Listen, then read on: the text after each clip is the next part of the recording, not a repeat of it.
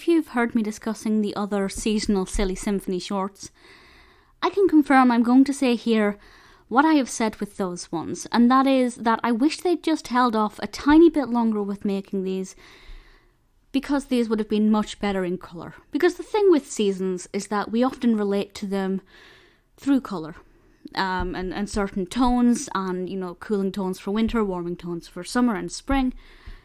And when I think of the Goddess of Spring, and how well they could have replicated that kind of colour palette for the spring version of this, really wish they'd just held off a bit. That's obviously no fault of the short. The animation of Summer, the 1930 Silly Symphony, it's beautiful. There's absolutely nothing wrong with it, but for me it's the music and the sound effects that make it work. So this was directed by Ub Iwerks, and basically it's all about the different creatures who start to come out in summer. The caterpillars, obviously butterflies, dragonflies, spiders. Spiders are very prominent, and they start interacting with nature and dancing around, and they're just having a jolly good time. There are, of course, problems and pitfalls and things that go wrong for the creatures. Wouldn't be much of a narrative otherwise, but ultimately it's really lovely to watch these creatures dancing on the flowers and enjoying the season as it passes over into summer.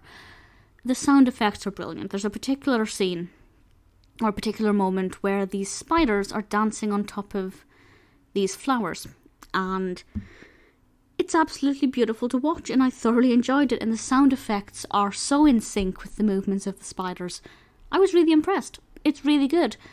I just sigh when I think just 2-3 more years and you could have done it in colour, and it would have just been, I assume, quite mesmerising. If you haven't seen The Goddess of Spring, definitely check it out. The colours they've chosen are just beautiful. Really, really brings it to life. As I said, though, that's obviously not a fault of this short. It's just a product of its time.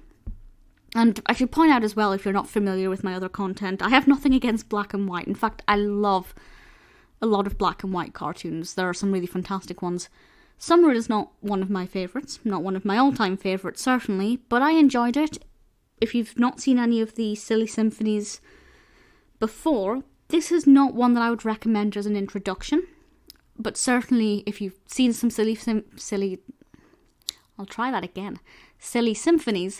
and you're looking for one that you haven't seen, definitely give Summer a go.